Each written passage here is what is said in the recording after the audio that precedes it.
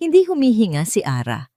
Mula sa kinatatayuan niya sa labas ng isang mamahaling restaurant, sa likod ng isang malaking halaman, tanaw niya ang lahat. Ang asawa niyang si Marco, na dapat ay nasa airport ngayon, papuntang Cebu, para sa isang business trip, ay nakaupo sa isang mesa. At hindi ito nag-iisa. May kasama siyang babae.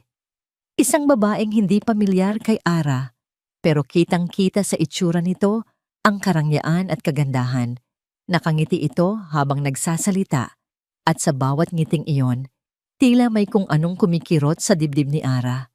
Pero ang pinakamasakit ay ang paraan ng pagtingin ni Marcos sa babae.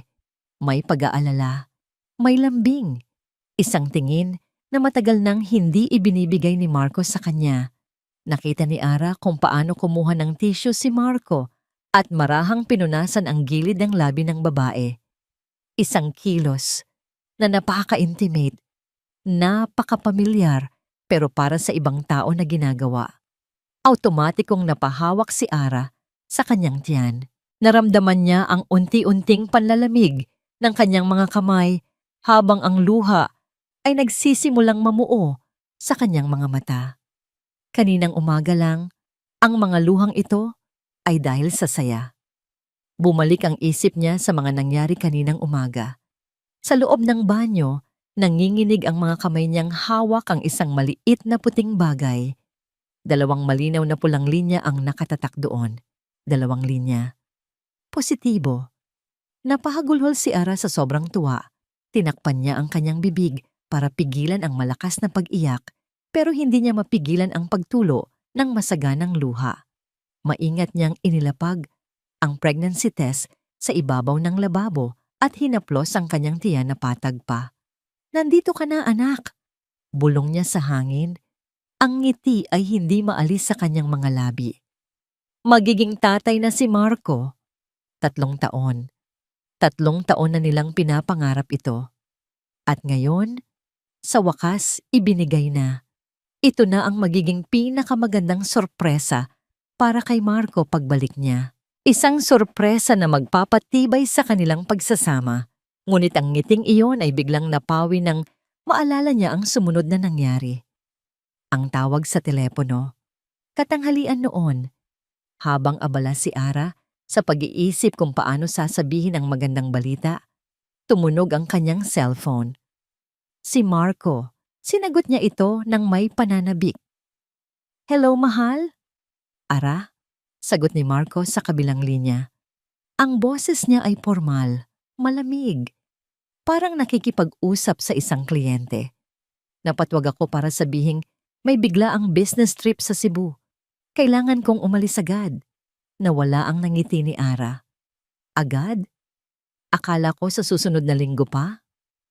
"Urgent. May problema sa project doon. 3 months, Ara. Baka abutin ako ng 3 buwan." 3 buwan. Parang may pumiga sa puso ni Ara. 3 buwan niyang itatago ang pinakamalaking sikreto ng buhay nila. Gusto niyang sabihin, gusto niyang isigaw na, "Huwag kang umalis, magkaka-baby na tayo." Pero pinigilan niya ang sarili. Alam niyang priority ni Marco ang trabaho. Ayaw niyang maging pabigat. "Okay lang, mahal. Naiintindihan ko." Pilit niyang pinasigla ang boses. "Mag-iingat ka doon, ha? Tawagan mo ako palagi." "Okay. Sige, I have to go." At ibinaba na nito ang tawag. Ganoon lang. Walang "I love you." Walang "I will miss you." Kaya naman, para pagaanin ang kanyang loob, nag-aya siyang makipagkita sa kanyang best friend sa isang restaurant. Ngunit pagdating niya sa parking lot, halos mapapreno siya bigla. Isang pamilyar na itim na sedan ang nakaparada doon. Ang kotse ni Marco. Ang plate number sa kanila nga. Anong ginagawa ng kotse niya dito? Hindi ba dapat nasa airport siya? Bumaba si Ara. Nanginginig ang mga tuhod. Sinundan niya ang isang kaba na hindi niya maintindihan. Dahan-dahan siyang naglakad papunta sa entrance ng restaurant. At doon, mula sa salaming bintana, nasagot ang lahat ng tanong niya. At gumuho ang mundo niya. Bumalik si Ara sa kasalukuyan, sa likod ng halaman, sa lamig ng gabi. Ang sakit na naramdaman niya sa malamig na tawag ni Marco kanina ay wala pa sa kalingkingan ng sakit na nararamdaman niya ngayon. Isang kasinungalingan. Ang urgent business trip ay isang malaking kasinungalingan.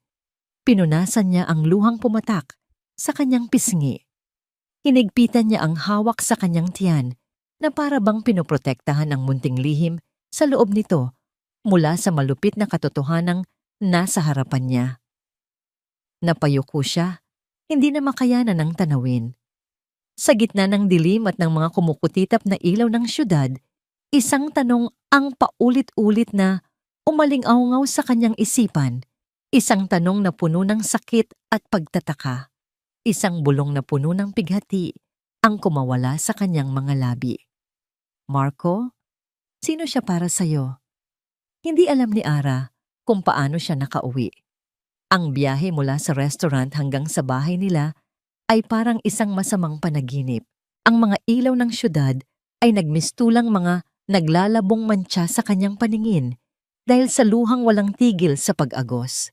Bawat busina ng sasakyan ay parang martilyong pumupukpok sa kanyang sentido. Pagpasok niya sa bahay, ang katahimikan ang sumalubong sa kanya. Isang katahimikan na dati ay nagbibigay sa kanya ng kapayapaan, pero ngayon ay parang lason na unti-unting kumakain sa kanyang kaluluwa. Hindi siya umupo, hindi siya uminom ng tubig. Nanatili siyang nakatayo sa gitna ng sala. Sa dilim, naghihintay. Bawat minuto ay parang isang oras. Bawat tunog mula sa labas ay nagpapatindig ng kanyang balahibo.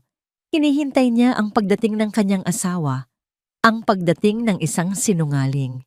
Maghahating gabi na nang marinig niya ang tunog ng pagbukas ng pinto. Bumukas ang ilaw at iniluwan nito si Marco.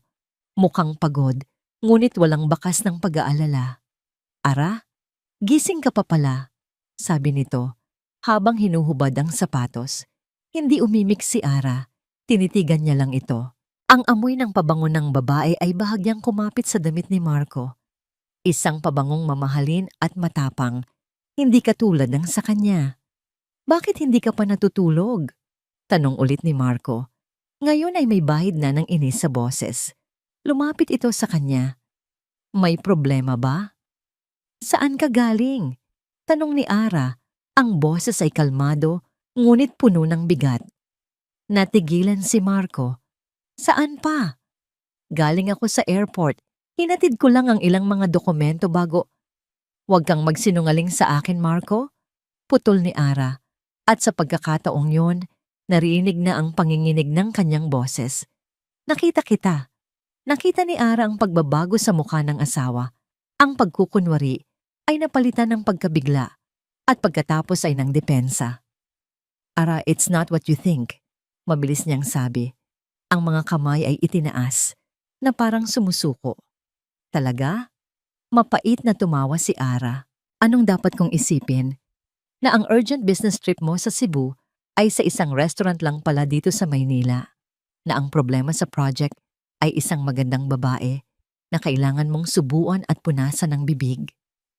"Her name is Isabel," pagtatama ni Marco. Lalong nagpainit sa ulo ni Ara. "At may pinagdadaanan lang siya. Nagpapatulong lang siya sa akin sa problema niya sa asawa niya. I was just comforting her." "Comforting her?" Halos pasigaw na, sabi ni Ara. "Paano naman ako, Marco? Paano naman ang asawa mo? Kailan mo huling inisip kung kamusta ako? Kailan mo ako huling kinomportable? Huwag mong palakihin ang issue, Ara. Magkaibigan lang kami." Sigaw pabalik ni Marco. Ang pagod ay napalitan na ng galit. Responsibilidad kong tulungan siya. Sa gitna ng sigawan nila, biglang nakaramdam si Ara ng isang matinding kirot sa puson. Napakapit siya sa kanyang tiyan, napasinghap sa sakit. Naputol ang kanyang paghinga. "Aray!" Napansin ni Marco ang pagbabago sa itsura niya. "Anong nangyayari sa'yo?" Hindi siya makasagot. Ang sakit ay parang kutsilyong paulit-ulit na itinarak sa kanya. Dahan-dahan siyang tumalikod at naglakad papuntang banyo. Bawat hakbang ay isang pagtitiis. Pagdating doon, isinara niya ang pinto. At sa kanyang pag-upo sa inidoro, naramdaman niya ang isang bagay na mainit na dumaloy mula sa kanya. Nanginginig ang mga kamay niyang tiningnan iyon. Dugo. Napasigaw siya sa takot. Ang galit na naramdaman niya kanina ay biglang nawala. Napalitan ng purong takot. Takot para sa munting buhay na nasa loob niya. Binuksan niya ang pinto. Nakatayo pa rin doon si Marco, naguguluhan. Marco, umiiyak niyang sabi. Didinudugo ako. Dalhin mo ako sa ospital. Please. Nagbago ang mukha ni Marco. Ang galit ay napalitan ng panik. Ano? Paano? Basta dalhin mo na lang ako. Ang biyahe papuntang ospital ang pinakamahaba at pinakamapanganib na biyahe sa buhay ni Ara. Agad siyang isinugod sa emergency room. Habang sinusuri siya, hinahanap ng kanyang mga mata si Marco, pero wala ito.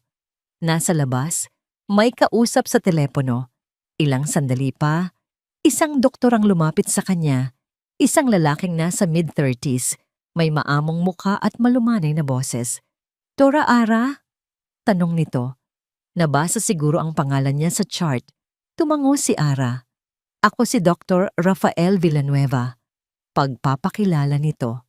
Base sa initial findings, you are experiencing what we call a threatened abortion. Delikado ang lagay ng pagbubuntis mo. Kailangan mong mag-bed rest at iwasan ang anumang stress. Ang bawat salita ng doktor ay parang dagok sa kanya. Delikado. Iwasan ang stress. Gagawin ko ang lahat, Doc. Nanghihina niyang sabi. Lahat. Para lang sa baby ko. We will do everything we can, sabi ni Dr. Villanueva bago umalis. Naiwan siyang mag-isa sa cubicle, nakatingin sa puting kisame. Ang tanging gusto niya lang sa mga sandaling iyon ay ang kanyang asawa. Ang yakap nito. Ang mga salitang magpapakalma sa kanya. Kinuha niya ang kanyang cellphone at tinawagan si Marco. Ring, ring, ring. Walang sumasagot. Sinubukan niya ulit. Ring, ring, ring. Diretso sa voicemail. Naramdaman niya ang muling pag-init ng kanyang mga mata. Nasaan siya? Bakit hindi niya sinasagot? Hindi ba niya alam na kailangan niya ito ngayon? Sinubukan niya sa pangatlong beses, sa pang-apat, sa pang-lima. Bawat pag-ring na walang sagot ay parang sampal sa kanyang pagkatao. Nang susubukan niya sa ika-6 na pagkakataon, isang text message ang pumasok. Galing kay Marco. Nanginginig niyang binuksan yon. Sorry, hindi ko masagot. I'm with Isabel. Emergency. Emergency. Isang salita na bumasag sa lahat ng natitirang pag-asa sa puso ni Ara. Nabitawan niya ang kanyang cellphone. Narinig niya ang malutong na tunog ng pagbagsak nito sa sahig. Ang screen, basag. Katulad ng kanyang puso. Pinayuhan si Ara ng mga doktor na manatili sa ospital para sa obserbasyon pero nagpumilit siyang umuwi. Ang bawat sulok ng puting kwartong iyon ay sumisigaw ng kanyang kabiguan ng pag-iisa. Ang kailangan niya ay ang pamilyar na paligid ng kanilang tahanan. Pero kahit sa sarili nilang bahay, wala siyang nakitang kapayapaan. 2 araw na siyang nakahiga lang sa kama, sinusunod ang bilin na bed rest. 2 araw na siyang parang multo, nakatitig lang sa kisam. Si Marco ay umuuwi gabi-gabi, sinusubukang maging maasikaso. Nagdadala ng pagkain, kinukumutan siya. Pero ang lahat ng kilos nito ay walang laman. Mechanical. Parang ginagawa lang dahil iyon ang dapat. At sa 2 araw na yon, hindi na muling nabanggit ang pangalan ni Isabel. Na para bang sa hindi pag-uusap tungkol dito, ay kusa na lang itong mawawala. Pero hindi. Ang text message na yon, I'm with Isabel. Emergency. Ay parang laso na nakatatak sa kanyang utak. Isang laso na kailangan niyang hanapan ng lunas o tuluyan siyang ubusin nito. Sa 3 araw, hindi na niya kaya. Ang desperasyon ay mas matindi pa sa payo ng doktor. Kailangan niya ng katotohanan. Kailangan niyang marinig mula mismo kay Marco habang nakatingin sa mga mata nito kung ano ba talaga ang totoo. Kaya't bumangon siya. Nanginginig ang mga binti. pero pinilit niyang magbihis. Isang simpleng bestida at tsinelas. Kinuha niya ang susi ng kanyang kotse at lumabas ng bahay bago pa man may makapigil sa kanya. Ang destinasyon niya, ang opisina ni Marco. Habang nagmamaneho, ang bawat gusali at kalsada ay tila nangungutya sa kanya. Ang lahat ay normal, samantalang ang mundo niya ay gumuho na. Pagdating niya sa building, naglakad siya papasok na parang anino. Kilala na siya ng mga gwardiya at receptionist kaya't walang pumigil sa kanya. Sumakay siya ng elevator, ang puso niya ay kumakarera, kasabay ng pag-akyat ng numerong nag-iilaw. Nang tumigil ito sa ika-35 na palapag, huminga siya ng malalim bago humakbang palabas. Ang pasilyo ay tahimik. Karamihan sa mga empleyado ay abala sa kani-kanilang mga mesa. Dahan-dahan siyang naglakad papunta sa opisina ni Marcos sa dulo. Nakita niyang bahagyang nakaawang ang pinto. Sapat lang para marinig ang mga boses sa loob at narinig niya ang boses ng babaeng sumira sa lahat. "Hindi ko na alam ang gagawin ko, Marco." Umiiyak na sabi ni Isabel. "Binantaan niya ako. Sabi niya, sisirain niya ako. Wala na akong ibang matatakbuhan." Napahawak si Ara sa pader para suportahan ang sarili. "Huminahon ka, Isabel." Narinig niyang sagot ni Marco. Ang boses ay puno ng pag-aalala. "Nandito ako. Hindi kita pababayaan. Aayusin natin to." "Paano?" Humikbi si Isabel. "Paano kung iwan mo rin ako? Ikaw na lang ang natitira sa akin, Marco." "Huwag mo akong iiwan." Ang mga salitang iyon. Ang bawat pantig ay parang karayom na tumutusok sa puso ni Ara.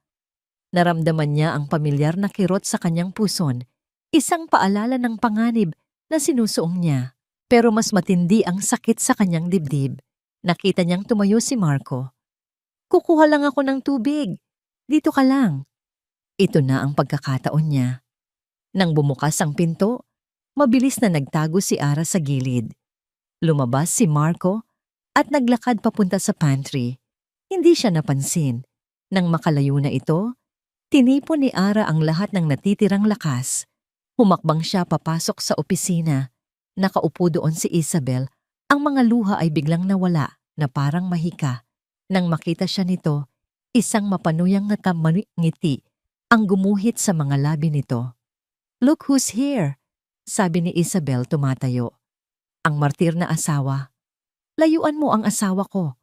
Mariin ngunit nanginginig na, sabi ni Ara. Tumawa si Isabel, isang tawang nakakainsulto. "Asawa? Sigurado ka pa ba?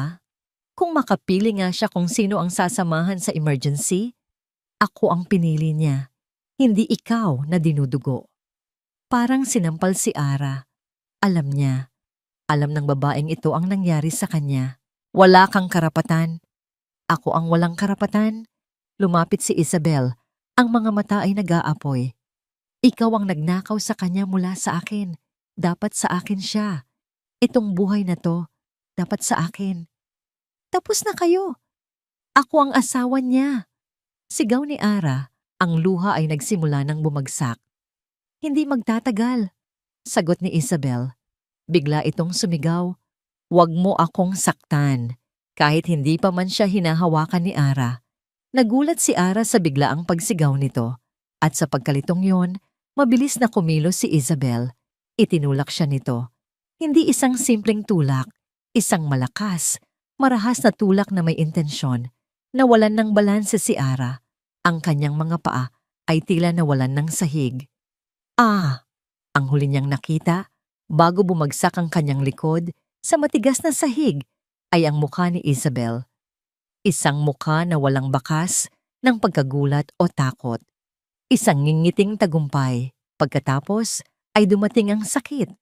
Isang sakit na hindi niya pa naramdaman kailanman. Nagmula ito sa kanyang tiyan. Isang mainit at nakakapanghinang sakit na mabilis na gumapang sa buong katawan niya. Napatingin siya sa ibaba. Sa pagitan ng kanyang mga binti, sa kanyang bestida, isang mantsa ng dugo ang mabilis na lumalaki. Ang anak ko. Bulong niya habang ang kanyang paningin ay unti-unting nagdidilim. Ang sakit, ang dugo, ang mga ngiti ni Isabel. At pagkatapos, kadiliman. Ang unang bumati kay Ara ay ang amoy ng antiseptic at ang liwanag. Isang nakakasilaw na puting liwanag mula sa kisame. Dahan-dahan niyang iminulat ang kanyang mga mata.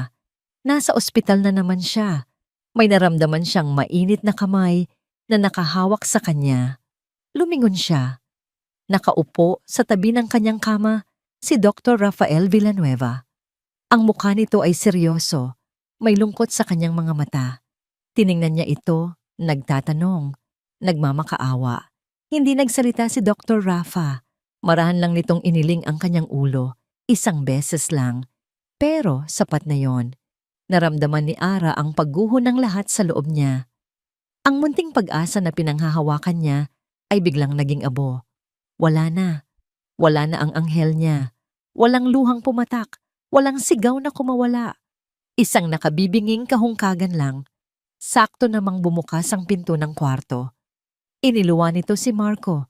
Hingal na hingal at puno ng pag-aalala ang mukha. Ara, okay ka lang.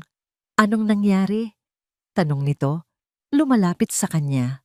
Sabi ni Isabel, sinugod mo daw siya at nadulas ka. Hindi siya tiningnan ni Ara.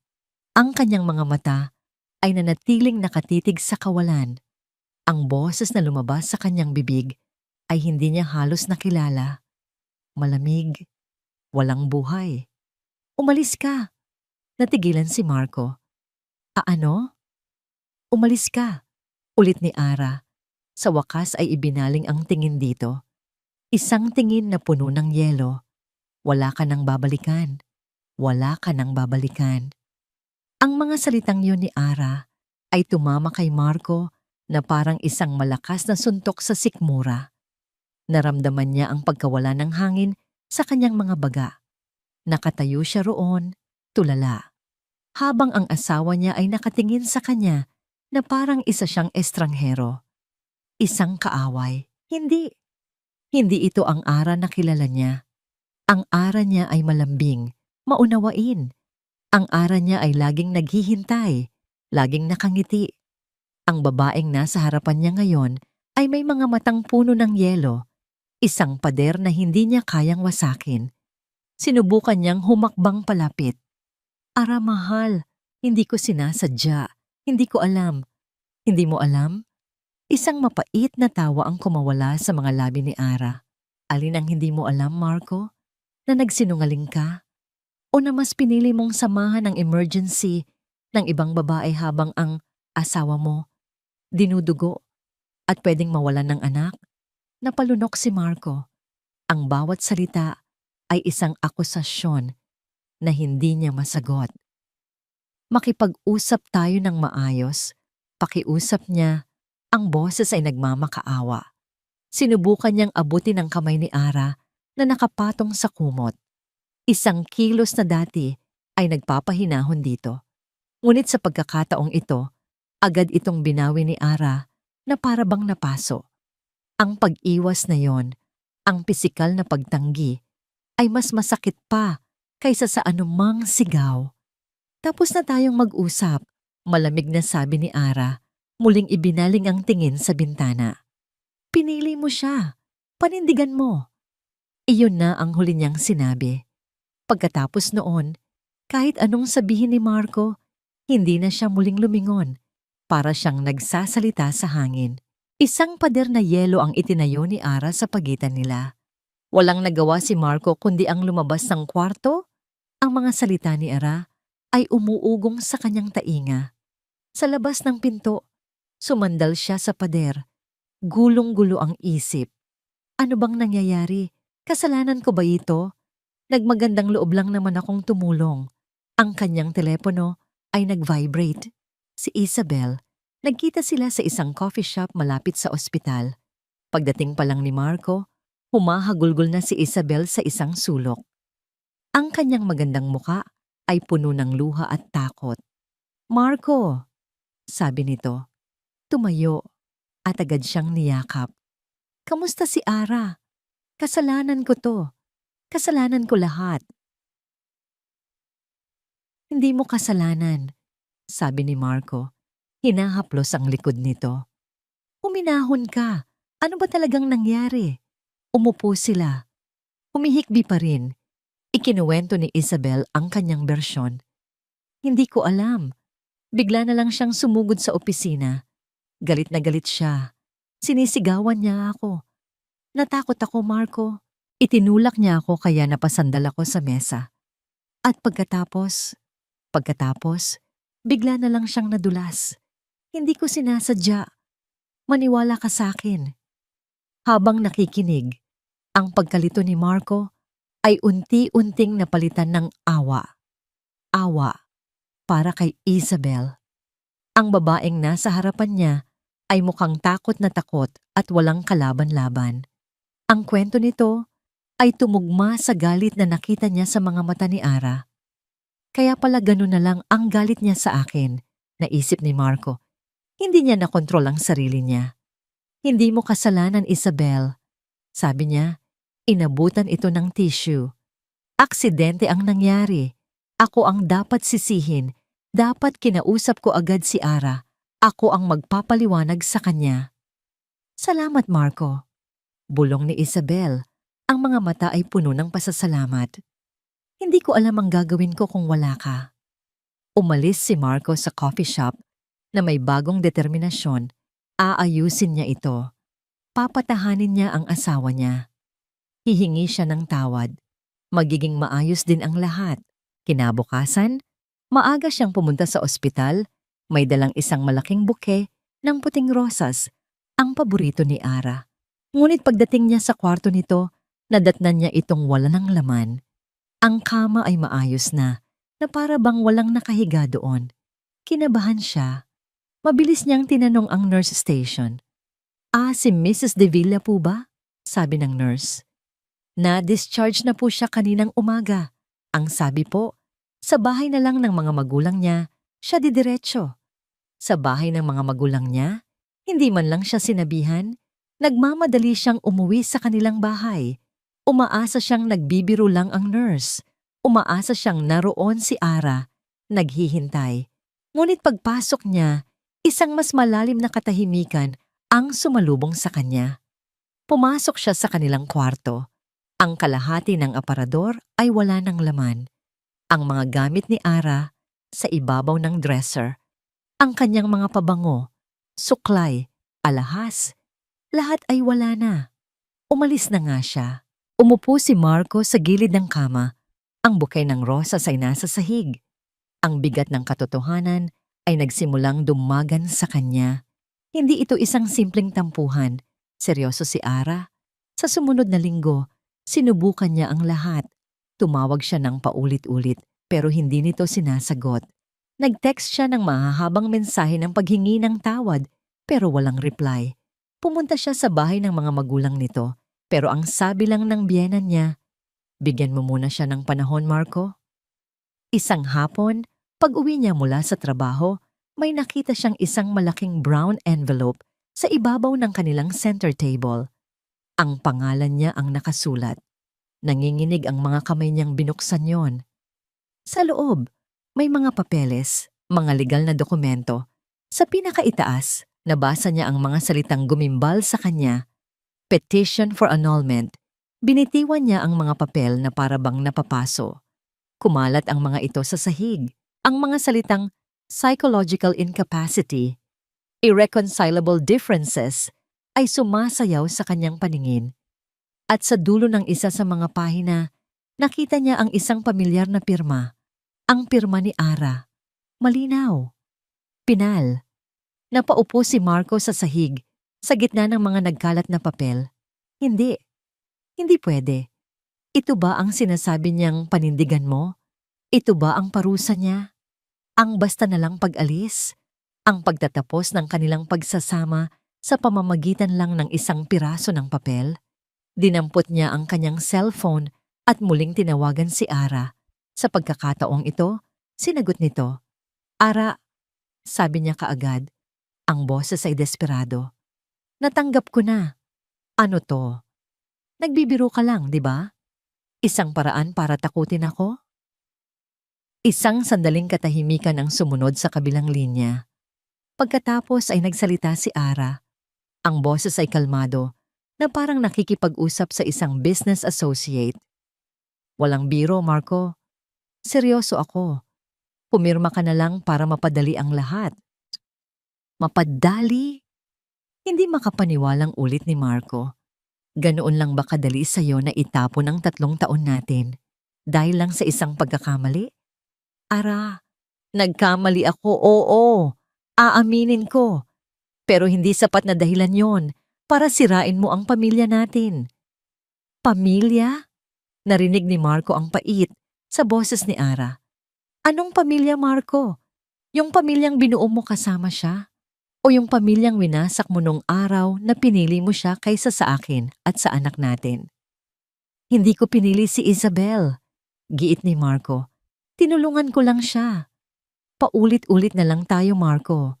Pagod na, sabi ni Ara. Hindi mo naiintindihan. At siguro hinding-hindi mo maiintindihan. Tapos na ako. Ayoko na. Hindi ako papayag. Sigaw ni Marco. Hindi ako pipirma. Hihintayin kita, Ara. Kahit gaano katagal. Hihintayin kitang magbago ang isip mo. Katahimikan ulit. Pagkatapos ay isang buntong hininga. Gawin mo ang gusto mo. Pero tandaan mo, Marco, tapos na tayo. At ibinaba na nito ang tawag. Nakatulala si Marco. Hawak pa rin ang cellphone na wala ng tunog. Tiningnan niya ang mga papel sa sahig. Ang petisyon. Ang pirma ni Ara. Hindi niya ito matanggap. Ang utak niya ay tumatangging tanggapin ang katotohanan. Para sa kanya, isa lang itong masamang panaginip. Isang matinding pagsubok. Babalik din si Ara. Magbabago din ang isip niya. Pagod lang siya. Nasaktan. Pero babalik siya. Kinuha niya ang mga papeles at itinago sa isang drawer. Hindi niya ito pipirmahan. Ipapakita niya kay Ara na kaya niyang maghintay. Patutunayan niyang nagkakamali ito. Ngunit habang nakaupo siya sa dilim, sa gitna ng kanilang tahimik na bahay, isang malamig na takot ang nagsimulang gumapang sa kanyang puso. Isang takot na baka sa pagkakataong ito, ang lahat ng paghihintay niya ay mauuwi sa wala. Hindi, bulong niya sa sarili. Hindi pwedeng mangyari to. Tumunog ang kanyang cellphone, isang text message. Galing kay Isabel. Kamusta ka? I heard what happened. I'm so sorry. Gusto mo bang mag-usap tayo? Nag-alinlangan si Marco. Tiningnan niya ang walang laman na espasyo sa tabi niya sa kama, ang lugar kung saan dati natutulog si Ara. Ang pakiramdam ng pag-iisa ay biglang naging napakatindi. Parang isang makapal na kumot na bumabalot sa kanya at hindi siya makahinga. Si Ara, ang kanyang asawa, ay tinatapos na ang lahat. Siya naman, naiwang mag-isa sa bahay na binuo nila, napapaligiran ng mga alaala na ngayon ay parang mga multong nanunumbat. Si Isabel, siya ang dahilan ng lahat ng ito, ayon kay Ara. Pero sa isip ni Marco, si Isabel ay biktima rin, isang kaibigang nangailangan ng tulong. At ngayon, sa gitna ng sarili niyang problema, heto na naman ito, nag-aalala para sa kanya. Isang bahagi ng utak niya ang sumisigaw na huwag pansinin ang text. Na dapat ay ituon niya ang lahat ng kanyang lakas sa pag-iisip kung paano susuyuin si Ara. Pero ang isa pang bahagi, ang bahaging pagod na, ang bahaging nasasaktan, ang bahaging ayaw mapag-isa sa nakabibinging katahimikan ay naghahanap ng kahit anong makakapitan, kahit anong boses na hindi nang huhusga.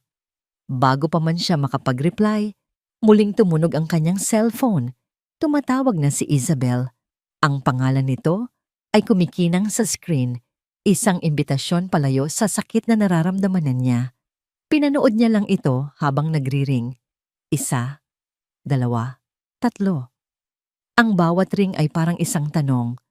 Haharapin mo ba ang gulo mo ng mag-isa o tatakbuhan mo ito? Sa huling ring, bago pa ito maputol, huminga siya ng malalim. Pinindot niya ang answer button.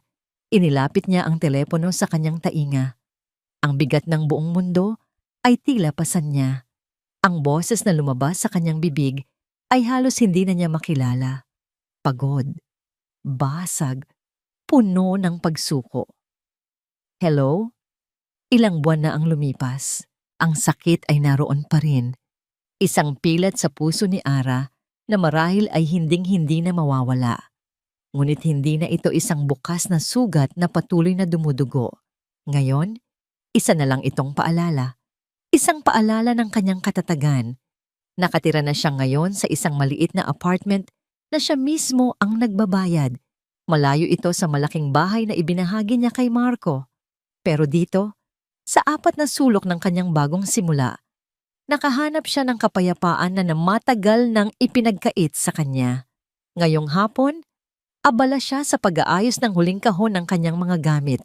Ang kahon na sadya niyang inilagay sa pinakailalim ng bodega. Ang kahon ng mga alaala. Dahan-dahan niyang binuksan ito. Sa ibabaw, isang photo album. Ang unang pahina ay naglalaman ng litrato nila ni Marco noong kanilang kasal. Nakangiti sila pareho, mga matang nangangarap ng isang magandang kinabukasan. Isang kinabukasang hindi na kailanman darating. Hinaplos ni Ara ang mukha ni Marco sa litrato. Wala nang galit, wala nang pait. Isang malalim na lungkot na lang ang naroon. Lungkot para sa pangarap na sabay nilang binuo, na mag-isa na lang niyang ibabaon. Isinara niya ang album at maingat na ibinalik sa kahon, kasama ang iba pang mga bagay na nagpapaalala sa kanya ng buhay na tinalikuran na niya. Itinulak niya ang kahon sa ilalim ng kanyang kama, sa isang lugar na madilim, sa ilalim kung saan hindi na madaling balikan. Tumingin siya sa paligid ng kanyang maliit na apartment. Ang mga pader ay puti at walang palamuti. Simple lang ang mga gamit. Ngunit ang lahat ng ito ay sa kanya. Bunga ng sarili niyang pagsisikap. Dito, walang multo ng kasinungalingan. Dito, malaya siyang huminga. Maya-maya, tumunog ang kanyang cellphone. Isang text message. See you at 3 p.m. Mag-ingat sa biyahe. Rafa. Isang maliit na ngiti ang sumilay sa labi ni Ara. Sa loob ng ilang buwan, si Dr. Rafael Villanueva, o Rafa, gaya ng gusto niyang itawag sa kanya, ay naging isang matatag na kaibigan. Siya ang tumawag sa mga magulang ni Ara noong araw na yon sa ospital. Siya ang matiyagang nakinig sa kanyang mga hikbi nang walang paghuhusga. At siya ang patuloy na nangungumusta, tinitiyak na hindi siya nag-iisa. Sa isang maliit na coffee shop, naabutan ni Ara si Rafa na naghihintay na. May hawak itong 2 tasa ng kape. Tamang-tama ang dating mo, nakangiting sabi nito. Malamig pa ang kape mo. Salamat, Rafa. Hindi ka na sana nag-abala, sabi ni Ara habang umuupo. Walang abala yon, sagot ni Rafa. Ang mga mata ay seryoso, ngunit mabait. Ang mahalaga, narito ka. Kamusta ka na talaga, Ara? Heto, nabubuhay, sagot ni Ara.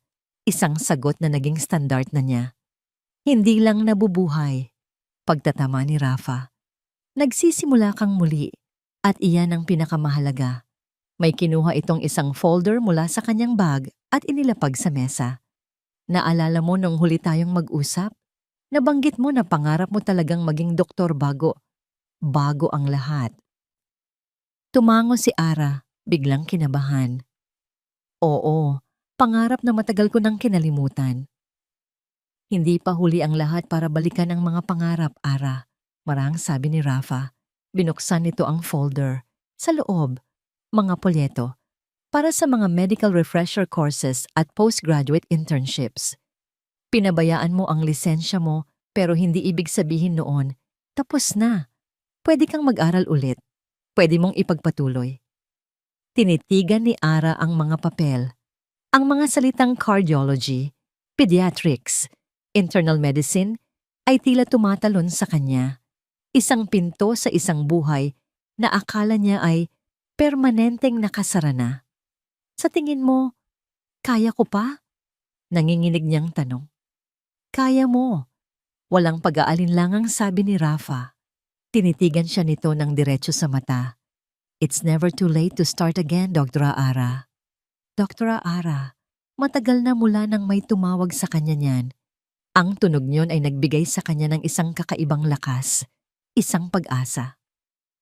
Makalipas ang ilang linggo, natagpuan ni Ara ang sarili na nakatayo sa harap ng isang malaking lecture hall. Ang amoy ng papel at lumang libro ay sumalubong sa kanya. Ang tahimik na bulungan ng mga kapwa niya estudyante, mga mas bata, mga kasing edad niya, ay pumuno sa hangin. Humakbang siya papasok. Umupo siya sa isang upuan sa gitna. Inilabas niya ang kanyang notebook at ballpen. Napapikit siya at huminga ng malalim. Sa kauna-unahang pagkakataon, sa loob ng napakatagal na panahon, naramdaman niyang nasa tamang lugar siya. Umuwi na siya. Sa isang magarbong restaurant sa kabilang panig ng syudad, walang ganitong kapayapaan si Marco. "Babe," sabi ni Isabel. Iwinawa-siwas ang cellphone nito sa harap niya. "Nakita mo ba yung bagong limited edition bag ng brand na to? It's to die for. Kailangan ko yun." Tumingin si Marco sa litrato. Isang bag na nagkakahalaga ng 6 na numero. Napabuntong hininga siya. "Kakabili mo lang ng bago nung 1 linggo, di ba?" "Iba naman yun," nakapout na sabi ni Isabel. "Sige na please, it will make me happy." Naalala ni Marco kung paano matuwa si Ara sa isang simpleng dinner lang sa labas o sa isang bulaklak na pinitas niya sa hardin. Ang simpleng kaligayahan na yon ay parang isang bagay na mula sa ibang buhay. "Okay," pagod niyang sagot. "We'll get it tomorrow." Nagliwanag ang mukha ni Isabel at hinalikan siya nito. Ngunit ang halik ay walang init at ang ngiti ni Marco ay hindi umabot sa kanyang mga mata. Gabi na. Nasa kanyang apartment si Ara, abala sa pagre-review. Nakabukas ang kanyang laptop. Isang email notification ang biglang lumitaw sa screen. Mula ito sa St. Luke's Medical Center, ang ospital na inaplayan niya para sa internship. Nanginginig ang mga kamay niyang binuksan ito. Binasa niya ang unang linya. "Congratulations, Dr. Ara de Villa. You have been accepted into our postgraduate internship program." Napasinghap si Ara. Ang kanyang puso ay lumundag sa tuwa. "Thank you, Lord," bulong niya. Ang mga luha ng saya ay nagsimulang mamuo sa kanyang mga mata. Ito na. Ito na talaga ang simula. Sa gitna ng kanyang pagdiriwang, biglang nag-vibrate ang kanyang cellphone. Isang text message mula sa kanyang abogado. Binuksan niya ito. "Attorney Reyes, hi Ara. Just an update. Ayaw pa ring pumirma ni Mr. De Villa. He refuses to cooperate." Ang saya na naramdaman niya ay biglang naglaho na parang bula. Napatingin siya sa laptop, sa email ng pagtanggap. Pagkatapos ay sa kanyang cellphone, sa mensahe ng pagharang. Isang pinto ang nagbubukas para sa kanyang kinabukasan. Ngunit ang lalaki, mula sa kanyang nakaraan, ay pilit na hinaharangan ng daan. Hindi. Iyon ang salitang paulit-ulit na sinasabi ni Marco sa kanyang sarili. Hindi siya papayag na matapos ang lahat ng ganito. Para sa kanya, ang pagmamatigas ni Ara ay isang pagsubok lamang. Isang pagsubok sa kanyang pagmamahal, sa kanyang pasensya, at determinado siyang patunayan na hindi siya susuko. Kaya naman, sa unang araw ng internship ni Ara sa St. Luke's, naroon siya. Nakatayo malapit sa lobby. May hawak na bouquet ng paboritong bulaklak ni Ara. Mga stargazers. Hinintay niya ang paglabas nito. Iniisip na baka sa simpleng gesture na ito, lalambot na ang puso ng asawa. Nang sa wakas ay natanaw niya si Ara na naglalakad kasama ang ibang mga intern, nagmamadali siyang lumapit. "Ara," tawag niya. Lumingon si Ara at ang maliit na ngiti sa labi nito mula sa pakikipag-usap sa kasama ay agad na naglaho nang makita siya. Ang kanyang mukha ay naging isang blangkong pader. "Anong ginagawa mo dito, Marco?" tanong nito. Ang boses ay formal at walang emosyon. "Para sa'yo," sabi niya. Iniaabot ang mga bulaklak. Congratulations sa unang araw mo. Tiningnan lang ni Ara ang mga bulaklak pagkatapos ay ibinalik ang tingin sa kanya. Hindi mo kailangang gawin to. Nakakaabala ka lang sa trabaho ko. Hindi ito abala. Gusto mong ano? Putol ni Ara. Gusto mong guluhin ang bagong buhay na sinusubukan kong buuin? Marco, umalis ka na. Kung hindi ka pipirma sa papeles, wala na tayong dapat pag-usapan pa. Tumalikod na ito at nagsimulang maglakad palayo. Hindi man nang kinuha ang mga bulaklak. Naiwan si Marco na nakatayo roon. Hawak ang mga bulaklak na parang isang tanga habang pinagtitinginan siya ng mga dumadaan. Ang pakiramdam ng pagkapahiya at kabiguan ay parang mainit na sampal sa kanyang mukha. Sa biyahe pa uwi, ang bango ng mga bulaklak na nasa passenger seat ay parang insenso para sa isang patay na relasyon. Ang pag-asa niya ay unti-unting namamatay. Pagdating niya sa bahay, nadatnan niya si Isabel na prenteng nakaupo sa sala, nanonood ng TV. Ang bahay na dati ay para lang sa kanila ni Ara ay unti-unti nang nagiging teritoryo rin nito. "Oh, you're home," sabi nito. Hindi man lang siya tiningnan. "Where's my bag? Nabili mo ba?" Napabuntong hininga si Marco. Sa gitna ng problema niya, ito ang inaalala nito. "Hindi pa. Galing ako sa ospital." "Ano?" Bigla itong napaupo ng tuwid. "Bakit ka nandoon? Nagpunta ka na naman sa babaeng yon?" "Asawa ko pa rin siya, Isabel." Mariing sagot ni Marco. Ang pasensya ay numinipis na. Pero malinaw na ayaw ka na niya. Tumaas ang boses ni Isabel, puno ng selos. "Bakit mo pa ipinagsisiksikan ang sarili mo? Ako ang nandito para sa'yo, Marco. Ako ang kasama mo. Hindi ba dapat ako ang priority mo?" Nagdabog ito na parang bata. "Kung ayaw mo akong bilhan ng bag na yon, fine. Huwag mo na rin akong kausapin." Tumayo ito at nag-walkout papunta sa guest room. Naiwan si Marco sa sala. Lalong sumasakit ang ulo. Ang pagod at pagkadismaya ay nagsimulang maghalo sa kanyang isipan. Ang Ara na sinusubukan niyang suyuin ay ayaw na sa kanya. Ang Isabel na tinutulungan niya ay walang ginawa kundi ang magdemand. Napapikit siya. Ano ba itong ginagawa ko sa buhay ko? Kinagabihan, pilit niyang inayos ang gusot. Kinausap niya si Isabel. Nangakong bukas na bukas ay bibilhin nila ang gusto nito. Kumalma naman ito. At gaya ng dati, muling bumalik sa pagiging malambing.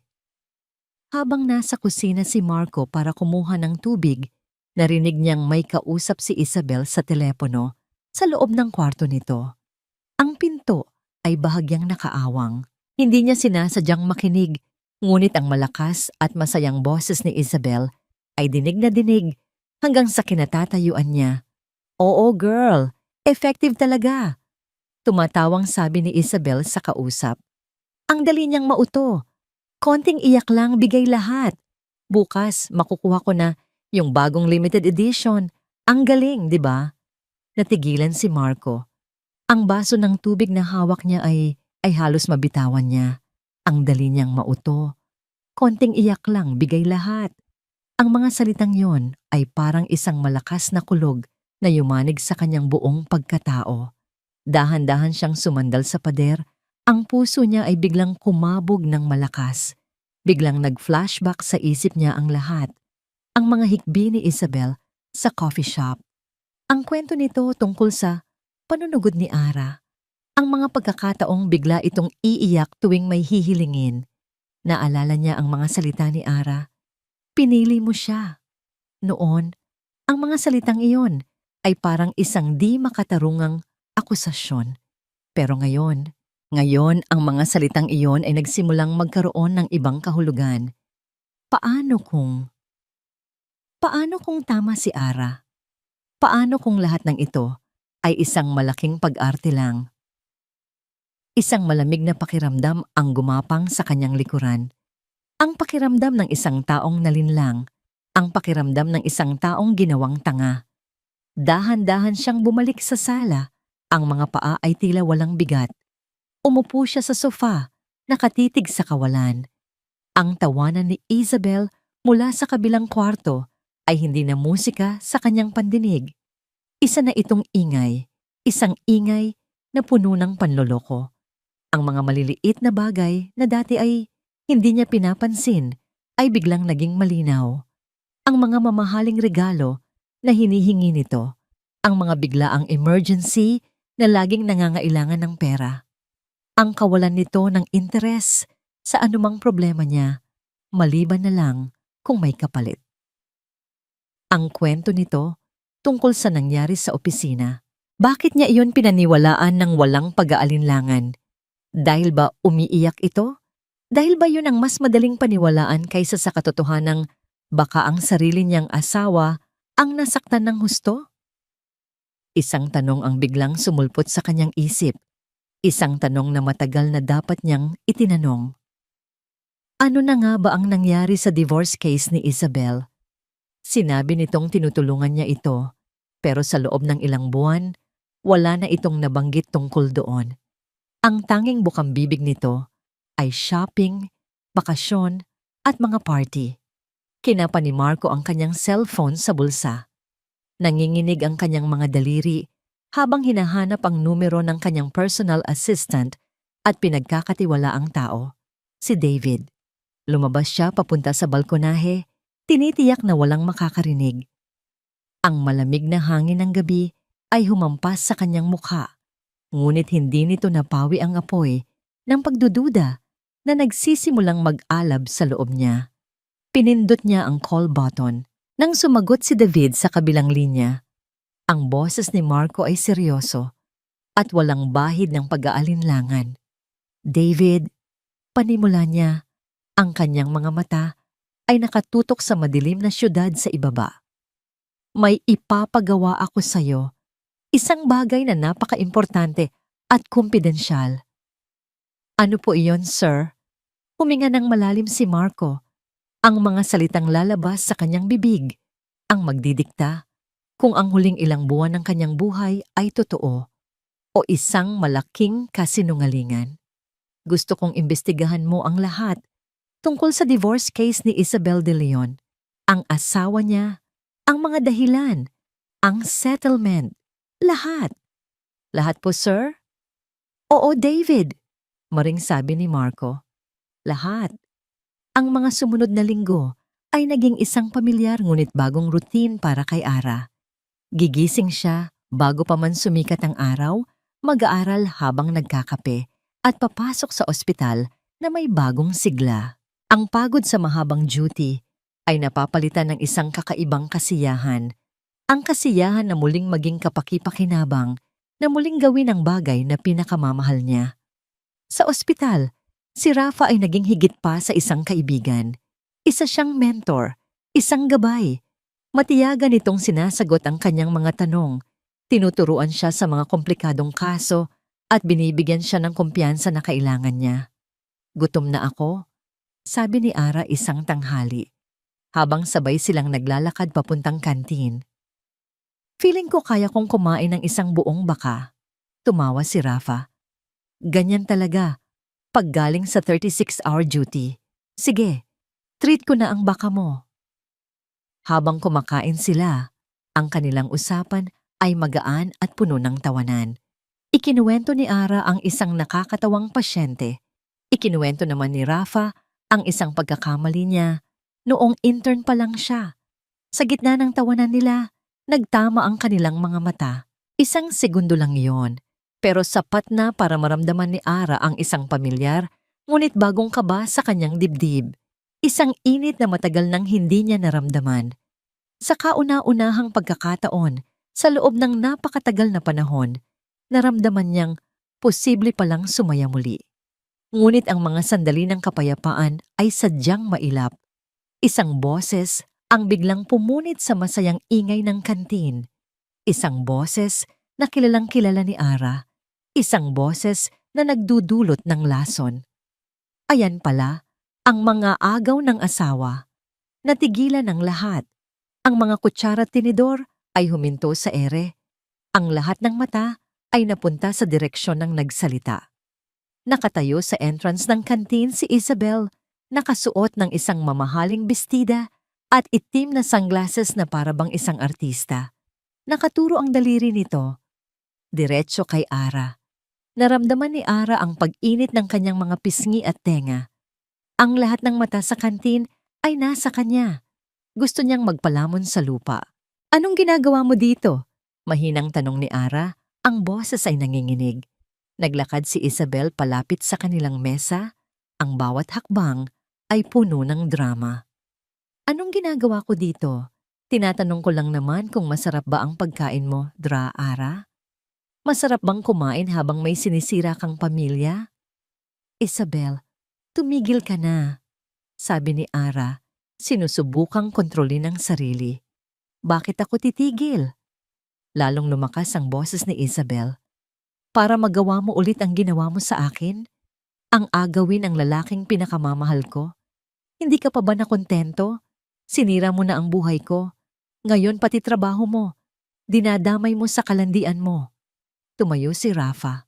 Ang mukha ay kalmado, ngunit ang mga mata ay matalim. "Ma'am, I think you should leave. This is a hospital." Tiningnan siya ni Isabel mula ulo hanggang paa. "At sino ka naman? Ang bago niyang biktima? Mag-ingat ka, Doc. Baka bukas, ikaw naman ang sirain ng ahas na yan." "Tama na." Hindi na napigilan ni Ara ang sarili. Tumayo siya para harapin si Isabel. "Umalis ka na." "Bakit? Natatakot ka bang malaman ng lahat kung anong klaseng tao ka talaga?" Sigaw ni Isabel, at sa harap ng daan-daang mata, biglang sumigaw si Isabel na parabang nasaktan. "Aray, wag mo akong itulak." At nagpatumba ito sa sahig na parabang isang malakas na puwersa ang tumama sa kanya. Natulala si Ara. Hindi man lang niya ito hinawakan. Nakatayo lang siya roon. Ang mga kamay ay nasa gilid. Ang bulungan sa paligid ay naging isang malakas na ugong. Ang mga tao ay nagsimulang maglabas ng kanilang mga cellphone. Ano bang nangyayari dito? Tinulak daw ng doktora. Grabe naman siya. "Security!" Malakas na tawag ni Rafa. "Please escort this person out of the premises. She is causing a public disturbance." Mabilis na dumating ang dalawang gwardiya at magalang ngunit mariing inalalayan si Isabel patayo. "Hindi pa tayo tapos!"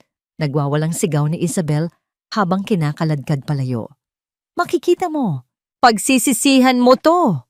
Nang sa wakas ay nawala na si Isabel, ang katahimikan na naiwan ay mas nakabibingi pa kaysa sa mga sigaw nito. Ang lahat ng mata ay nakatitig pa rin kay Ara, puno ng paghuhusga, puno ng pag-uusisa. "Ara, okay ka lang?" Nag-aalalang tanong ni Rafa. Hindi makasagot si Ara. Nanginginig ang buong katawan niya. Ang kahihiyan ay parang isang mabigat na kadena na pumupulupot sa kanya. Mabilis niyang kinuha ang kanyang bag at naglakad palayo. Hindi alintana ang tawag ni Rafa. Bumalik siya sa kanyang station, yumuko, at nagpanggap na abala sa pagbabasa ng isang patient chart. Ngunit ang mga letra ay lumalabo sa kanyang paningin. Ang mga bulungan ng mga nurse at kapwa intern ay parang mga bubuyog na umiikot sa kanyang tainga. Maya-maya, isang staff mula sa administration office ang lumapit sa kanya. Ang mukha nito ay seryoso. "Dr. De Villa?" Tumingala si Ara. Ang puso niya ay biglang bumilis ang tibok. "Pinapatawag po kayo sa opisina ng head ng department." Isang malamig na kaba ang dumaloy sa kanyang mga ugat. Tumango siya at dahan-dahang tumayo. Habang naglalakad siya sa pasilyo papunta sa opisina, ang bawat hakbang ay parang isang hakbang papunta sa bitayan. Pagpasok niya sa opisina, naroon ang kanyang department head, isang matandang doktor na kilala sa pagiging istrikto. Ang mukha nito ay walang emosyon. "Maupo ka, Dr. De Villa," sabi nito. Umupo si Ara, ang mga kamay ay magkahawak sa kanyang kandungan para pigilan ang panginginig. "May natanggap kaming isang formal na reklamo," diretsong sabi ng doktor. Hindi nagpapaligoy-ligoy. Isang reklamo ng physical assault at unprofessional conduct mula sa isang Isabel de Leon na pasinghap si Ara. Pero hindi po totoo yon. Siya po ang, hindi ako interesadong pakinggan ang version mo sa ngayon, Doctor. Putol nito. This is a serious allegation. At habang iniimbestigahan namin ang insidenteng ito, I'm sorry, but we have to place you on indefinite suspension, effective immediately. Suspension. Ang salitang iyon ay tumama kay Ara na parang isang malakas na sampal. Ang kinabukasang sinusubukan niyang buuin. Ang pangarap na muli niyang inaabot. Sa isang iglap, ay muling binabawi sa kanya. Ang paglalakad mula sa opisina ng department head pabalik sa kanyang station ay ang pinakamahabang paglalakad sa buhay ni Ara. Bawat hakbang ay parang may bigat na 1 tonelada. Hindi niya naramdaman ang pagod sa kanyang mga paa, kundi ang isang nakakamanhid na pakiramdam na gumagapang sa buong katawan niya. Hindi siya umiyak, hindi siya nagsalita. Pagdating niya sa kanyang locker, kinuha niya ang kanyang bag. Ang mga kapwa niya intern at mga nurse na kanina lang ay kausap at katawanan niya ay umiiwas ng tingin. Ang ilan ay nagbubulungan. Ang bawat bulong ay parang isang matulis na tinik. Walang lumapit, walang nagtanong. Sa mga mata nila, isa na siyang eskandalo, isang problema. Habang naglalakad siya palabas ng ospital, ang puting uniforme na suot niya, ang uniformeng ipinagmamalaki niya, ang simbolo ng kanyang bagong simula, ay parang isang kasuotan ng kahihiyan. Pagdating niya sa kanyang apartment, hindi niya binuksan ang ilaw. Hinubad niya ang kanyang sapatos at umupo sa sahig. Sa gitna ng dilim, ang katahimikan ay nakabibingi. Tiningnan niya ang kanyang paligid. Ang mga libro niyang pangmedisina na nakasalansan sa isang tabi ay tila nangungutya sa kanya. Ang ilan sa mga ito ay may alikabok pa. Mga librong mula pa noong kolehiyo na muli niyang binuklat ng may bagong pag-asa. Hinaplos niya ang pabalat ng isang makapal na libro. Harrison's Principles of Internal Medicine. Ang pangarap niya. Ang mundong akala niya ay muli niyang magiging bahagi. Isang malaking kabiguan. Iyon ang tingin niya sa sarili. Isang paulit-ulit na kabiguan. Biglang bumalik ang lahat. Ang mga pangako ni Marco noong bago pa lang sila. Ikaw lang ang mamahalin ko, Ara. Bubuo tayo ng pamilya. Ang saya niya nang makita ang 2 pulang linya niya sa pregnancy test. Ang pangarap niyang marinig na tawagin siyang mama. Ang sakit noong araw na yon sa Mon, sa opisina. Ang dugo. Ang ngiti ni Isabel. Ang pag-iwan sa kanya ni Marco sa ospital. Ang pagtatayo niya ng bagong buhay. Ang pag-aaral gabi-gabi. Ang pagod at sakripisyo. Para saan? Para sa wala? Para lang muling sirain ng anino ng nakaraan? Napayuko siya. Niyakap ang kanyang mga tuhod. At doon, sa dilim, sa wakas, ay bumagsak ang mga luhang kanina pa niya pinipigilan. Hindi isang tahimik na pag-iyak, kundi isang malakas na hagulgol. Isang hagulgol na puno ng sakit, ng galit, ng pagod, at ng kawalan ng pag-asa. Bakit? Tanong niya sa hangin. Bakit hindi na lang nila ako hayaan? Bakit kailangan nilang kunin ang lahat sa akin? Tila ba isinumpa siya? Isang sumpa na habang buhay niyang guguluhin ni Marco at Isabel. Habang buhay siyang magiging talunan. Maya-maya, may kumatok sa pinto. 3 maraahang katok. Ara? Ang boses ni Rafa, puno ng pag-aalala. Hindi gumalaw si Ara. Hindi siya sumagot. Paano niya haharapin ito? Ang taong naniwala sa kanya. Ang taong tumulong sa kanya. Ngayon, pati ito ay nadadamay sa gulo niya. Siguro, mas mabuti nang layuan na lang niya ang lahat. Baka isa siyang mala. Baka lahat ng taong lumalapit sa kanya ay napapahamak lang. Ara, alam kong nandyan ka, sabi ulit ni Rafa mula sa labas. Hindi mo kailangang magsalita. Gusto ko lang malaman kung okay ka lang. Please, mag-aalala ako. Narinig niya ang pagbuntong hininga nito sa kabilang panig ng pinto. Ilang minuto itong nanatili doon sa katahimikan. Narinig niya ang kaluskos ng isang plastic bag na inilapag sa sahig. "Nag-iwan ako ng pagkain sa labas," sabi nito. Ang boses ay malungkot. "Kumain ka sana. Hindi ka nag-iisa, Ara. Tandaan mo yan." Narinig niya ang mga yabag nito na papalayo hanggang sa tuluyan ng maglaho. Naiwan siyang muli sa katahimikan, pero sa pagkakataong ito, mas matindi ang bigat. Itinulak niya palayo ang nag-iisang taong gustong tumulong. Pinunasan niya ang kanyang mga luha. Tumayo siya at lumapit sa pinto. Pero hindi para buksan ito. Tiningnan niya ang peephole. Wala ng tao. Isinandal niya ang kanyang noo sa malamig na kahoy. "Tapos na," sabi niya sa sarili. "Suko na ako." Kinuha niya ang kanyang cellphone, handa nang i-off ito para putulin na ang koneksyon sa mundo. Ngunit bago pa man niya ito magawa, umilaw ang screen. Isang hindi rehistradong numero ang tumatawag. Hindi niya ito pinansin.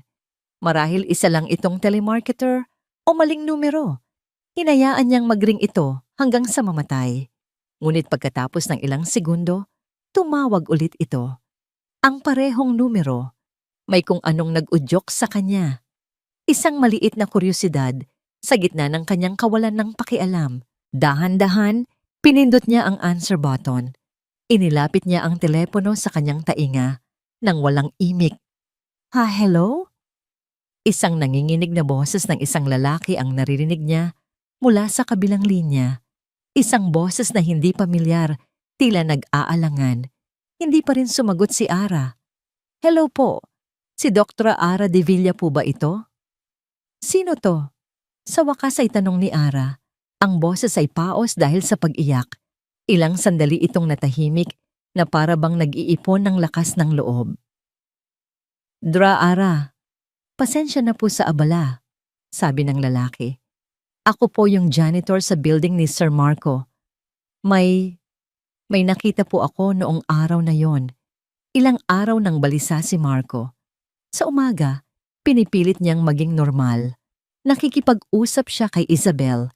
Tinatanguan ang mga plano nito para sa isang weekend getaway at pumapasok sa opisina na may pekeng ngiti. Ngunit sa gabi, kapag mag-isa na lang siya sa kanyang study, ang katahimikan ay nagiging isang kalaban. Hinihintay niya ang email ni David. Ang bawat notification sa kanyang cellphone ay nagpapatayo ng kanyang balahibo. Ang pagdududa na itinanim ng narinig niyang pag-uusap ni Isabel ay lumago na. Isa na itong dambuhalang puno na ang mga ugat ay unti-unting winawasak ang lahat ng pinaniniwalaan niya. At ngayong gabi, habang nakatitig siya sa blankong screen ng kanyang laptop, dumating ito. Isang email. Subject, Confidential Report. Isabel De Leon. Naramdaman ni Marco ang panlalamig ng kanyang mga kamay. Huminga siya ng malalim bago i-click ang email. Sa loob may ilang mga attachments, isang PDF file, ilang mga larawan, at isang audio file. Inuna niya ang PDF. Ang unang pahina ay isang buod ng investigasyon. Habang binabasa niya ang bawat salita, ang paghinga niya ay unti-unting bumibigat. Ang divorce case ay isinampa ng asawa ni Miss De Leon, si Mr. Antonio Valencia, on the grounds of adultery. Adultery.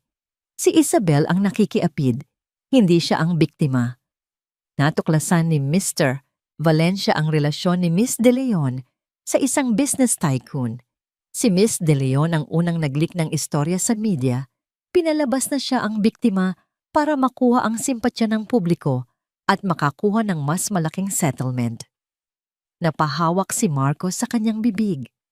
Ang lahat ng kwento ni Isabel tungkol sa isang abusadong asawa, kasinungalingan. Isang kalkuladong plano. Binuklat niya ang mga sumunod na pahina. Naroon ang mga bank statement na nagpapakita ng malalaking halaga na natanggap ni Isabel mula sa iba't ibang lalaki. Naroon ang mga litrato, mga malabong litrato, nakuha sa gabi.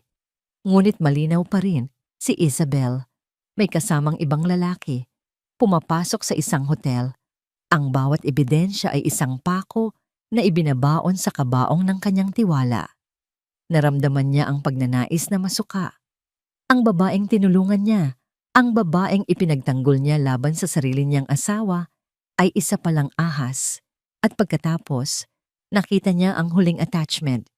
Isabel Convo. MP3, isang audio file, isang recording. Nanginginig ang mga kamay niyang isinuot ang kanyang headphones. Ayaw niyang marinig ito, pero kailangan niya. Kailangan niyang marinig ang huling pako. Pinindot niya ang play. Ang unang narinig niya ay ang pamilyar na tawa ni Isabel. Grabe girl, akala mo kung sinong santa, yun pala ang tapang din, sabi ni Isabel sa kausap nito sa telepono.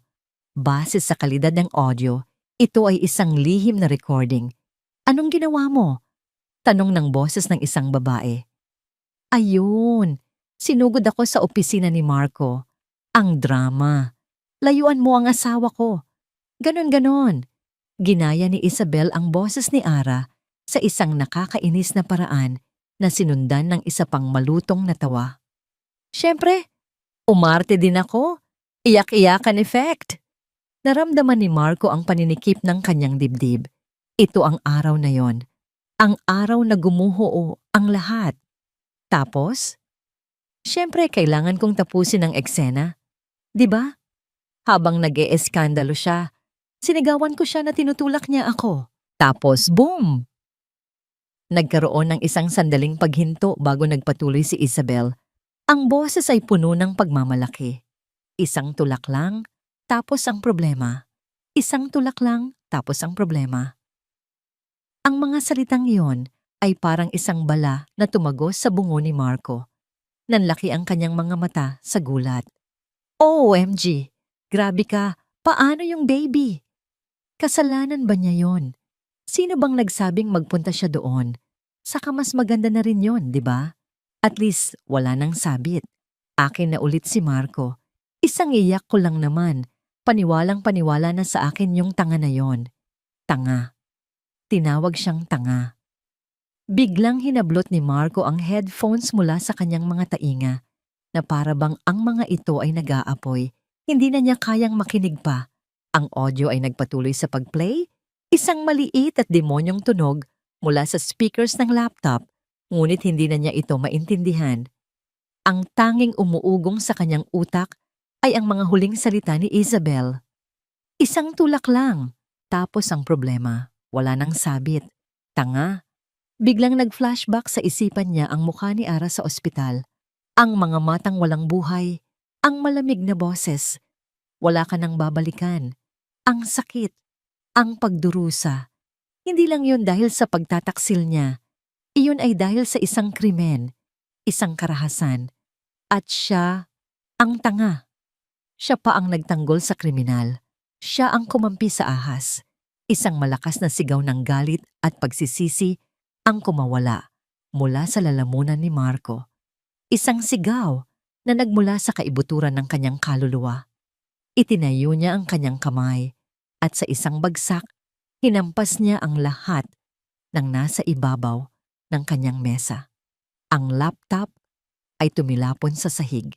Ang mga papeles ay nagliparan.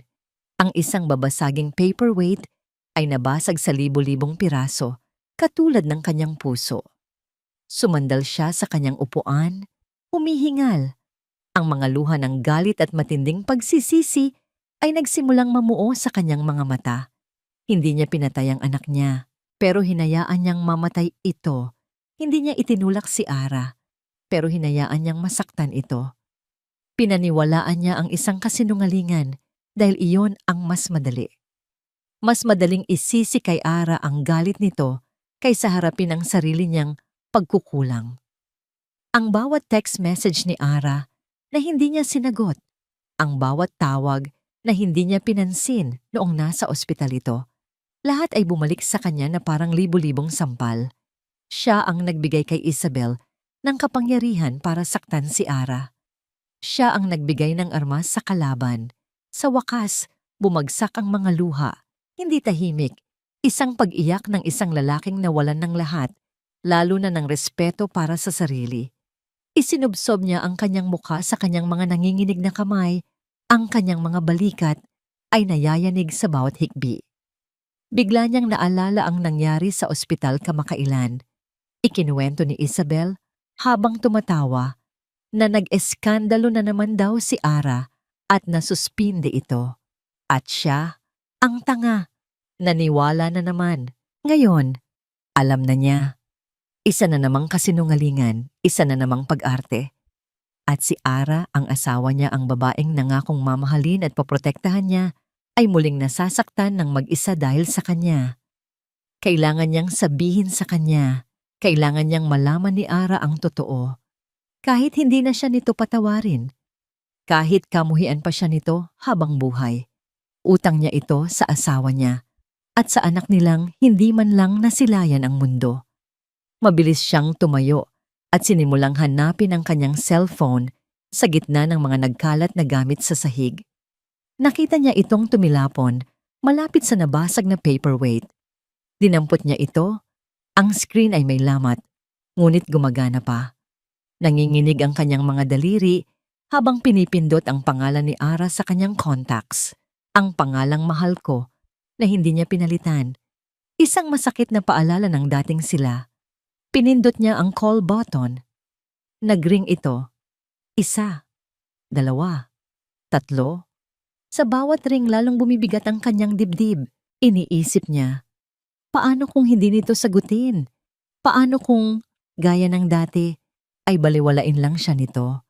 Paano niya sasabihin ang isang katotohanang napakabigat sa pamamagitan lang ng isang voicemail? Sa ika-4 na ring, bigla itong huminto. Sinagot nito. Isang sandaling katahimikan. Walang nagsasalita. Tanging ang mahinang tunog ng paghinga ni Ara ang naririnig niya sa kabilang linya. Ara? Halos pabulong na sabi ni Marco. Ang boses niya ay basag at puno ng sakit. Anong kailangan mo? Ang boses ni Ara ay walang emosyon, malamig, malayo, parang nanggagaling sa kabilang dulo ng mundo. Gusto niyang magpaliwanag. Gusto niyang sabihin ang lahat. Pero ang mga salita ay tila naipit sa kanyang lalamunan. Ang bigat ng kanyang kasalanan ay dumadagan sa kanyang dila. Marco, kung wala kang sasabihin, ibaba ko na. Huwag! Mabilis niyang sigaw, puno ng desperasyon. Huwag! Huwag mong ibaba, please. Narinig niya ang pagbuntong hininga ni Ara sa kabilang linya. Isang tunog ng pagod at pagkainis. Tinipon ni Marco ang lahat ng natitirang lakas. Kailangan niyang sabihin ito ngayon. Ara, panimula niya, ang kanyang boses ay nanginginig na. Alam ko na. Alam ang alin? Lahat, sabi niya. Ang isang butil ng luha ay pumatak mula sa kanyang mata at tumulo sa screen ng cellphone. Ang nangyari sa opisina, ang totoo. Alam ko na ang lahat. Isang nakabibinging katahimikan ang sumunod.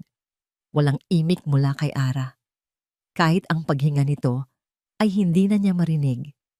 Ang katahimikang yon ay mas masakit pa kaysa sa anumang sigaw o sumbat. Ara, basag na sabi ni Marco. Ang kanyang boses ay halos hindi na marinig.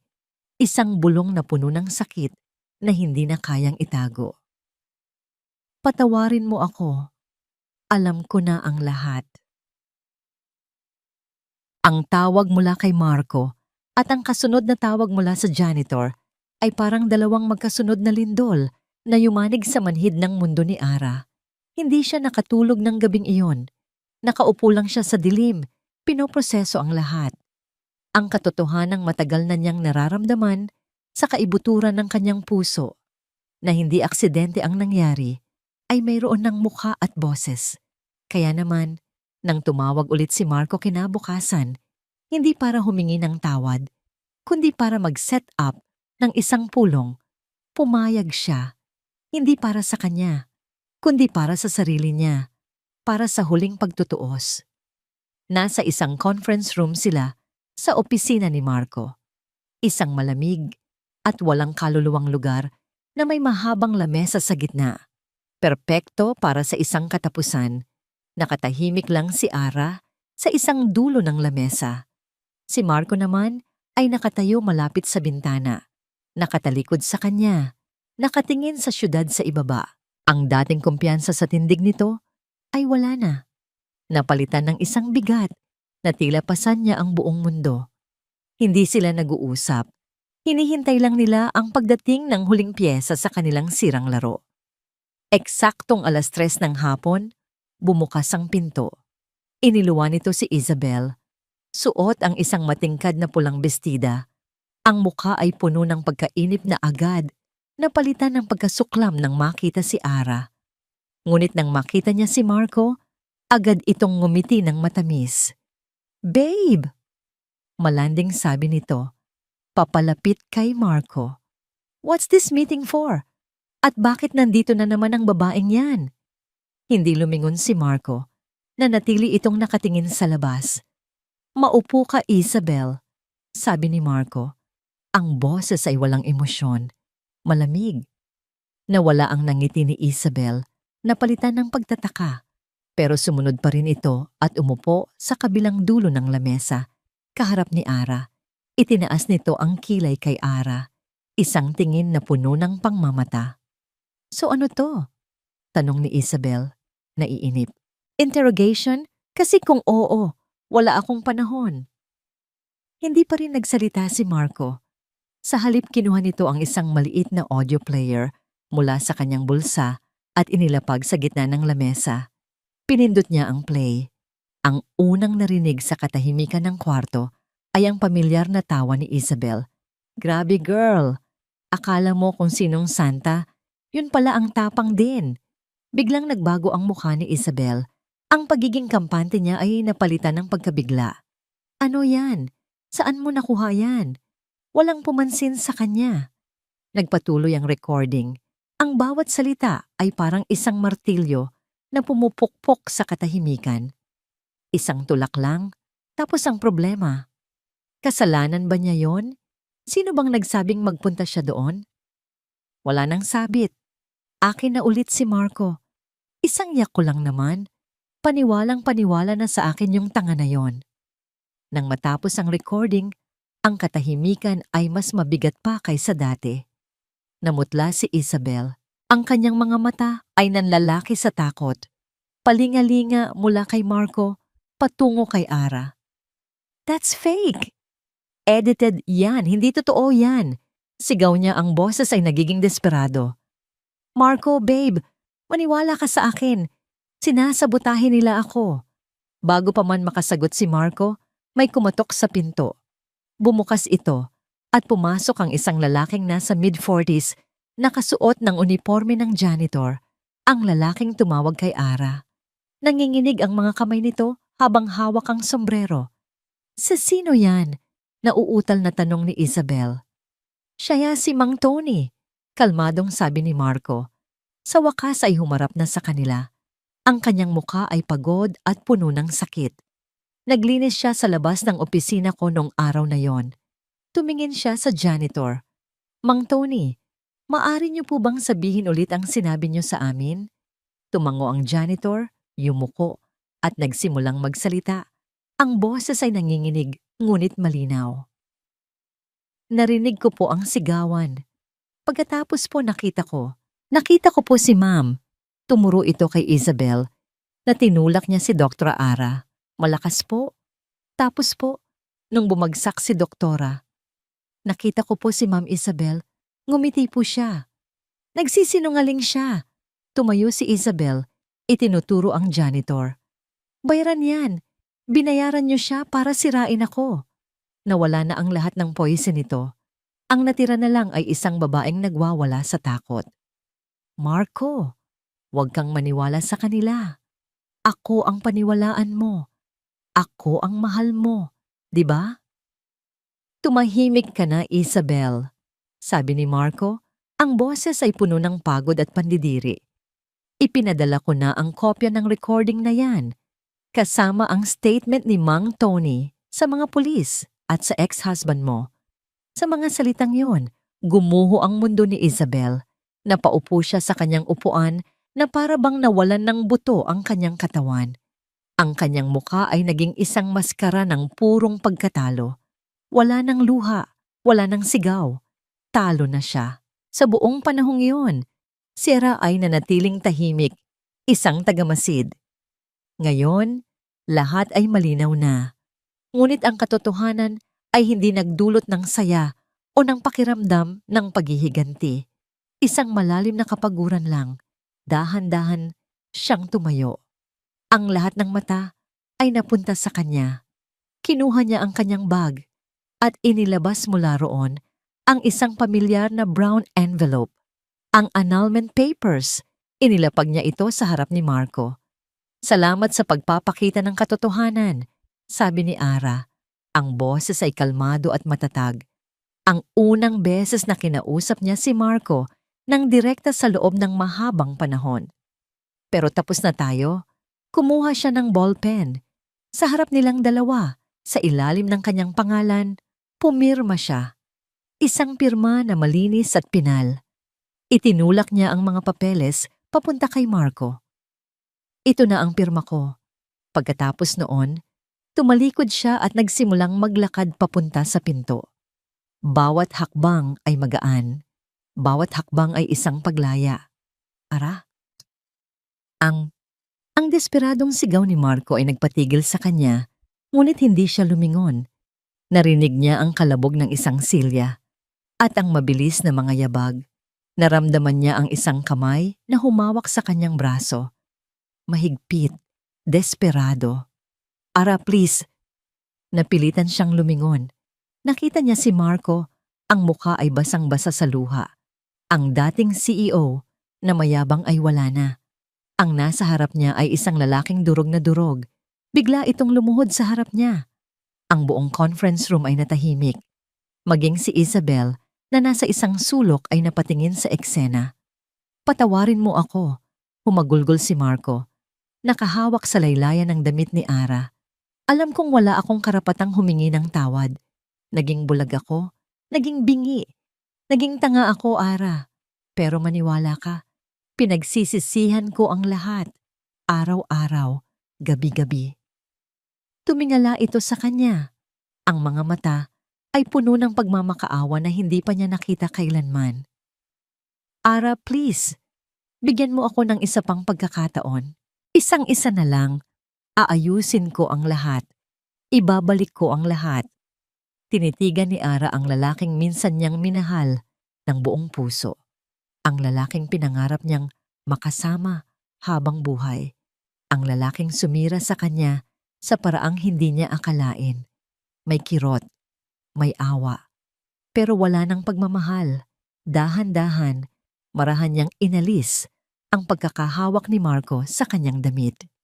Ang kilos ay hindi marahas, ngunit pinal. Huli na ang lahat para dyan, Marco. Sabi niya, ang boses ay malumanay, ngunit walang bahid ng pag-aalinlangan.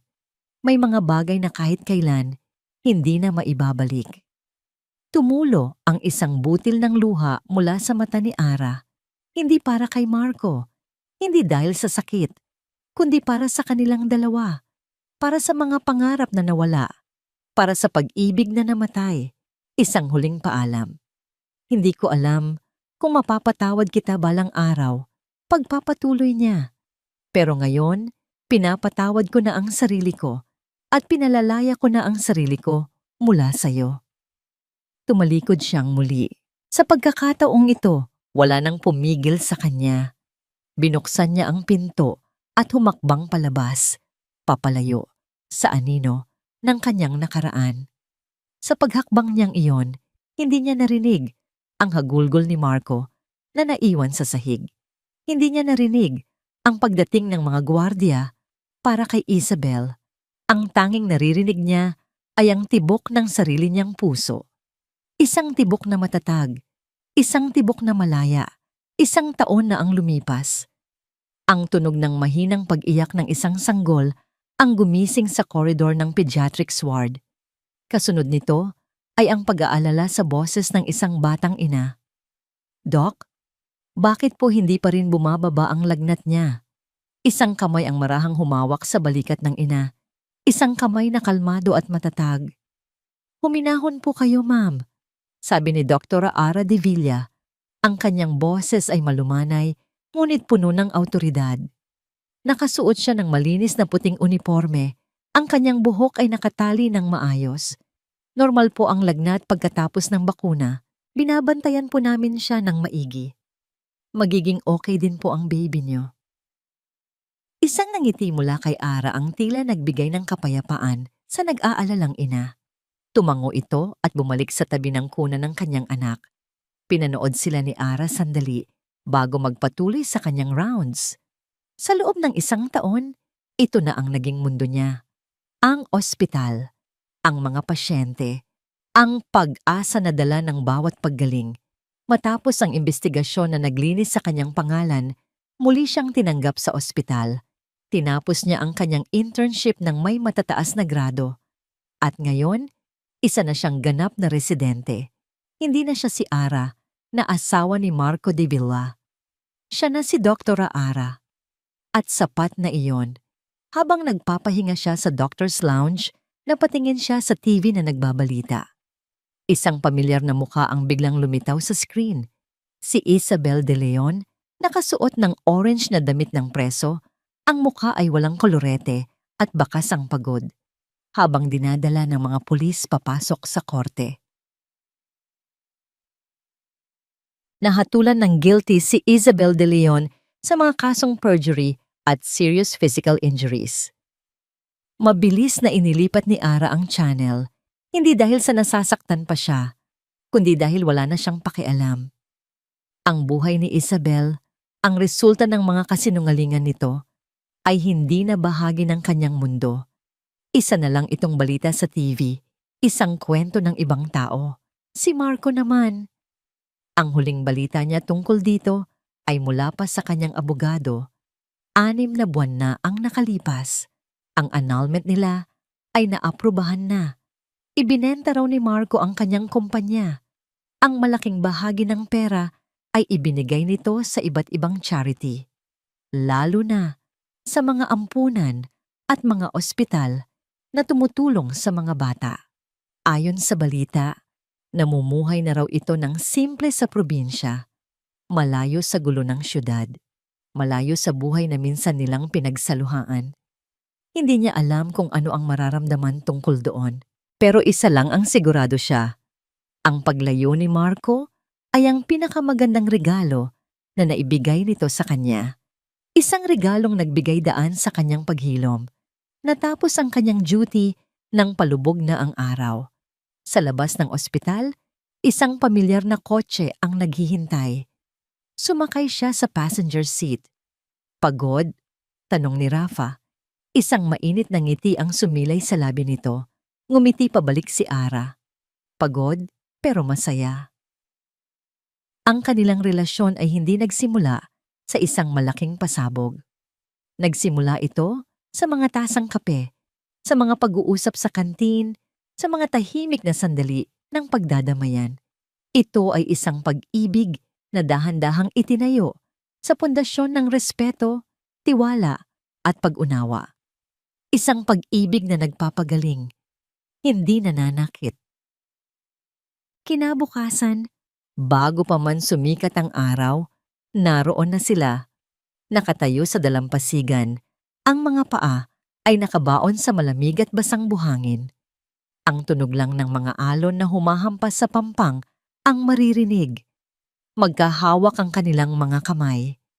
Pinanood nila ang dahan-dahang pagbabago ng kulay ng langit.